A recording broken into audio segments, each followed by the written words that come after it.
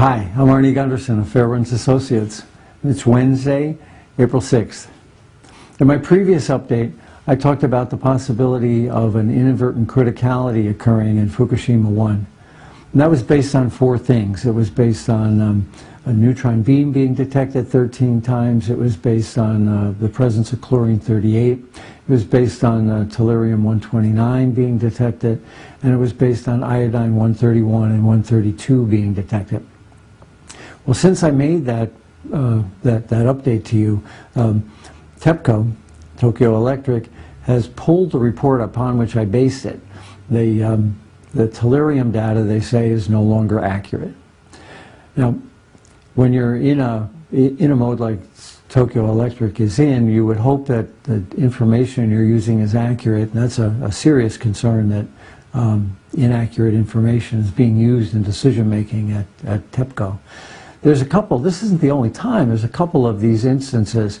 When the neutron beam report came out, TEPCO denied that, despite the fact that the quote was from their own spokesman. There was a report of incredibly high radiation in the ocean, and TEPCO denied that and lowered the report. It was still incredibly high, but 100 times lower. And Dr. Richard Leahy, General Electric scientist of great renown, was quoted that Unit 2 had a meltdown, again, TEPCO denied that. So I guess I'm concerned about, one, the reliability of information coming out of TEPCO, but also the fact that what appears to be happening in private at TEPCO is not being relayed to the public. It's not just TEPCO that this is occurring with. Today, the New York Times ran a story about a report circulated within the Nuclear Regulatory Commission dating back to March 26th, where the NRC staff has identified significant problems and dangers at Fukushima. Basically, we're not out of the woods yet.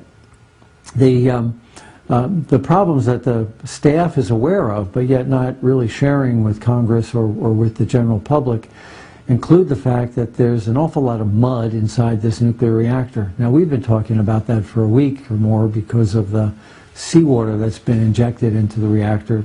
It's not coming out and it's building up inside. Well, the NRC is concerned about that too. They just didn't tell you and I. They're concerned that the weight of the building with all this water in it might make it unstable in the case of an earthquake. They're concerned that a recriticality, like we talked about last time, might occur. They're also concerned about hydrogen being recreated and another explosion occurring. And finally, they're also concerned about plutonium, which likely was ejected from the fuel pools during the explosions. Now, the NRC believes that this plutonium was ejected several miles away from the reactor and is also on site and may have been bulldozed into the soil. Well, all this is happening inside the NRC. They're telling Congress and you and I that the situation's difficult but under control. It's not just the NRC that's saying this, it's large nuclear corporations, including one called Areva, which is a French nuclear conglomerate, probably one of the largest in the industry. As reported in the New York Times on March 23rd, there was an invitation-only meeting at Stanford University on the 21st of March. So this is 10 days after the accident, where Areva presented a report indicating some pretty significant problems that the public was not being made aware of. And we've been able to get a hold of the Areva report that was presented there. Now, the Areva report is pretty damning, but in fact, there's information in it that's wrong, and it's and I will next time be discussing, in fact, problems with the Areva report that actually make the situation worse. But the Areva report talks about the fact that it's known that the nuclear fuel in all three reactors reached 5,000 degrees. Now, that's beyond the melting point of stainless steel and beyond the melting point of zircaloy, which means that the disintegration of the core is pretty obvious. The Areva report talks about Unit 2 in particular and identifies that the core, that the containment was breached by a hydrogen explosion. And, you know, we look at Units 1, 3 and 4 and see the roof blown off, and 2 looks pretty good. What happened at Unit 2, though, was that the hydrogen built up inside and somehow ignited. That's unknown why. And sort of like a sneeze with your nose closed, you're going to pop your eardrums. Well, that's what happened at Unit 2, but it likely breached the containment. So AREVA and the nuclear industry know that and really haven't been sharing it with us. The other thing that AREVA report talks about is that they recommend control of crops and dairy products out to 50 kilometers. That's about 30 miles away from the plant. That means that they believe that radiation has exceeded well beyond what the emergency evacuation zone is, and that both crops and dairy products may be contaminated. AREVA also spends a lot of time talking about Unit 4. Now that's the one that has no fuel in the reactor, but exploded anyway. And they basically said that this was a core melt in fresh air. The reason the core melted on Unit 4, AREVA believes, is that the fuel pool cracked from the earthquake. So the water didn't boil out of Unit 4, like we've been led to believe. There was a crack in the fuel pool from the earthquake, and now with no water, a zircaloy hydrogen reaction was inevitable. The last thing that the AREVA report notices is that this was probably the largest release is coming from Unit 4 because there's no containment. And they basically say all of the fission products can be volatilized. Well, finally, industry insiders who are aware of the AREVA presentation have told me that the person who presented the presentation said this. It's almost an exact quote. "Clearly, we are witnessing one of the greatest disasters in modern time." Well, in the private meetings, AREVA is saying that this is a serious issue. But in public, the nuclear renaissance continues to move forward, both within the nuclear industry and within the Nuclear Regulatory Commission. I will update you on this AREVA report and identify the problems within it in my next presentation. But I wanted to let you know that I will be trying to filter out from all of these sources reliable information to pass on to you in the future.